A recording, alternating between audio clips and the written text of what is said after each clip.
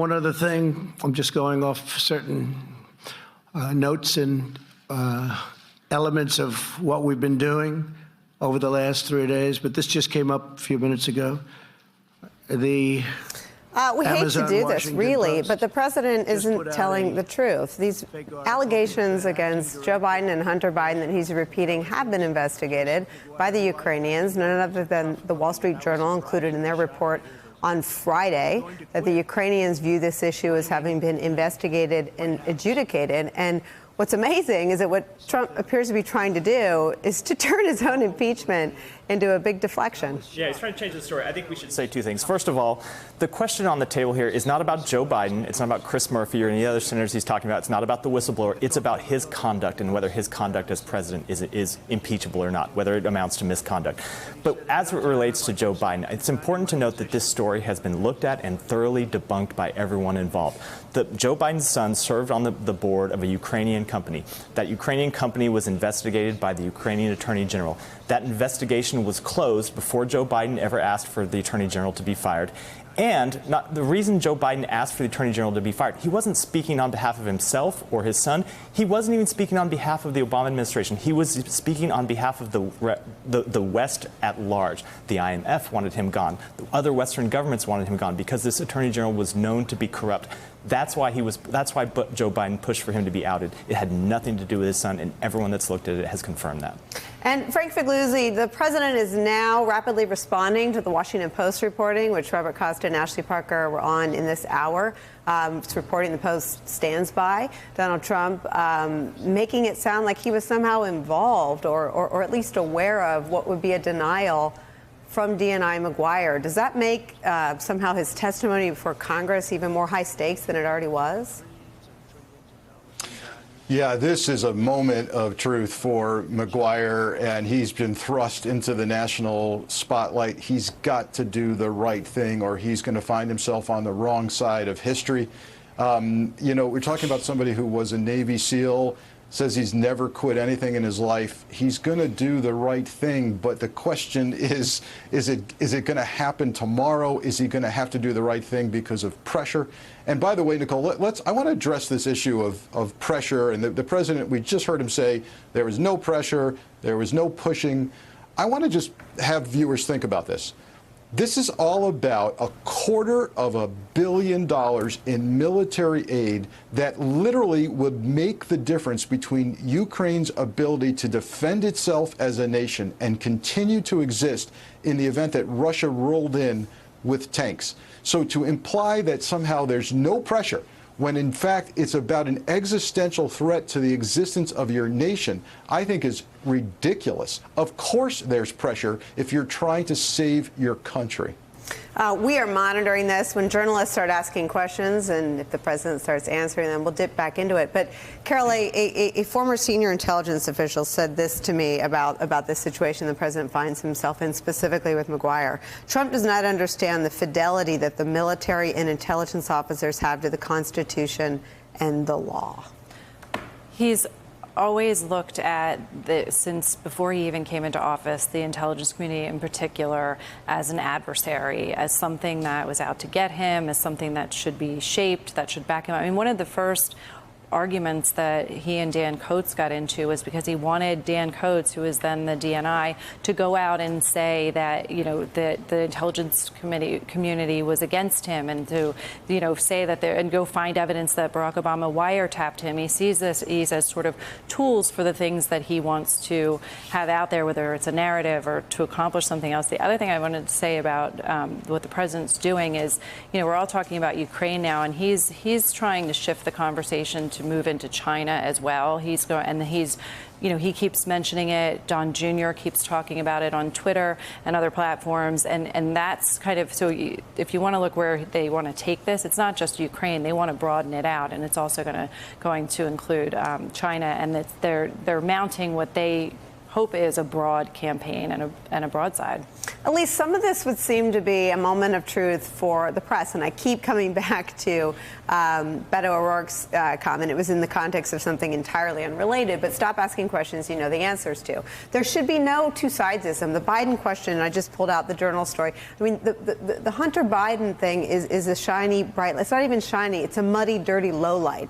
I mean, they've sort of gone from, with Mueller, they wanted Uranium One investigated. Shep Smith debunked that. They want, Donald Trump today was bloviating about the origins of the investigation, prattling on about Hillary's emails. I mean, we're still staring at trees and missing the forest. Well, I also think we need to just stop for a moment and recognize just how absolute crazy town what Rudy Giuliani was attempting to find in Ukraine. What did they think? It was going to be some like bucket of political gold that was suddenly going to just absolutely destroy Joe Biden and his son? It makes no sense. And this, Donald Trump is so obsessive, and if he has a theme and he wants to get to the bottom of it, and this seemingly was a pretty strong summer obsession. I had blown it off as just, they've given Rudy some wacky mission in Ukraine, but actually probably Giuliani was the only person who took Donald Trump seriously at all.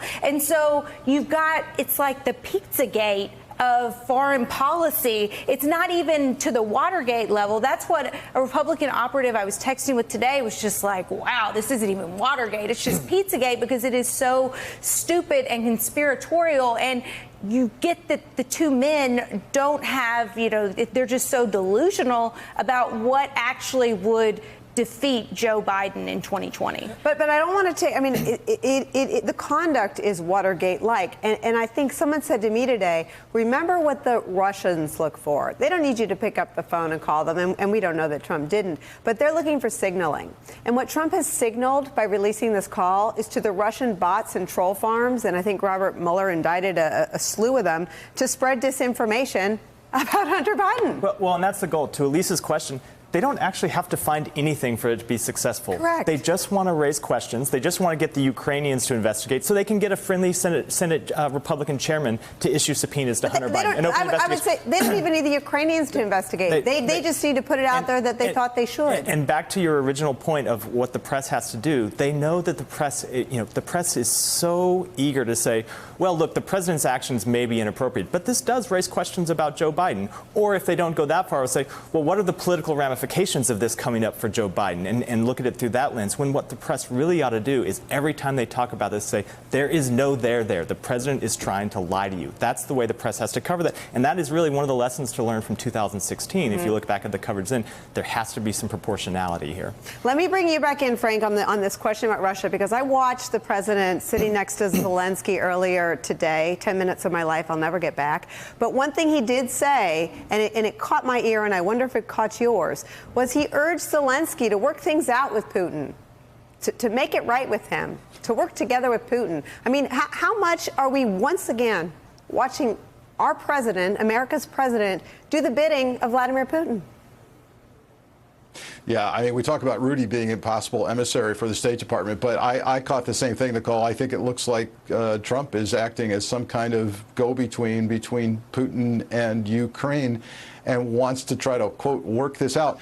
There's a whole counterintelligence underside to this that just people need to understand. So the whole world listens to each other. There's this secret side of intercepts and intelligence work. And so I keep reminding people, it wasn't just the president of Ukraine and the president of the United States on this call. Rest assured that Vladimir Putin is intercepting any call out of the president of Ukraine's office. So Russia has that call with Trump. They know what happened.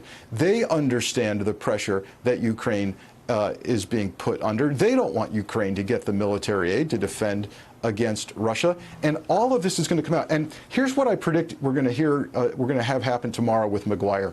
Because of this classified underside, because this is going to involve intercepts, because I believe, and look, I want to be very careful here, I don't have solid information on this, but I've asked myself, when would I become a whistleblower in this scenario, ruin my career, invoke the wrath of the president, the Republican Senate, and an entire news network coming down on my head for this? It would be if I had it nailed. What would nailed look like for me? It would look like SIGINT. It would look like I had a ton of signal intercepts that showed the Ukrainian reaction to this conversation, maybe even the Russian reaction to this conversation. And here's the problem tomorrow with Maguire. All of that, if I'm even half right, is top secret, classified. But let's hit pause. Let's explain to our viewers what that is. SIGINT is signals intelligence, really the most sensitive kind of intelligence that's ever gathered. A lot of presidents view it as the best because it's the intercepted phone calls. It's if you take the low-tech version, it's picking up the phone and listening to a conversation between your mom and your principal. It's listening in. It's indisputable, right, Frank? That's exactly right, and that's why that's what I would need to bring down the wrath of half of the United States on my head. I would need to have this dead to rights, and that means SIGINT. And so my theory, and only a theory, is that Maguire, we're going to hear him tomorrow saying, look, I got to talk about this in closed session. I'll answer that question in closed session. I can't talk about this publicly. This is classified. It's going to have to get declassified, and it's going to create tremendous challenges. But pay attention tomorrow to every time you hear Maguire say classified or closed session. Hey there, I'm Chris Hayes from MSNBC. Thanks for watching MSNBC on YouTube. If you want to keep up to date with the videos we're putting out, you can click subscribe just below me or click over on this list to see lots of other great videos.